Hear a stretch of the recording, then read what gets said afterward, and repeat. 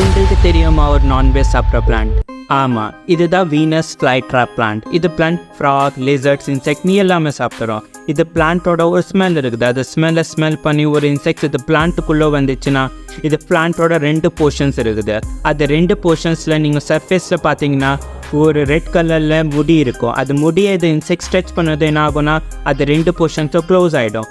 அப்போ இது இன்செக்ட்ஸ் அது பிளான்ட்டுக்குள்ளே மாட்டிக்கும். அப்போ இது பிளான்ட் என்ன பண்ணோன்னா ஒரு டைஜஸ்டிவ் ஆசிட் ரிலீஸ் பண்ணும். அது ஆசிட் என்ன பண்ணோன்னா இது இன்செக்ட்ஸை ஜூஸ் மாதிரி ஆக்கிடும். அது ஜூஸ் தான் இது பிளான்ட்டோட சாப்பாடு. இது ப்ராசஸ் ஆகிறதுக்கு 3லேருந்து 5 நாள் ஆகும்.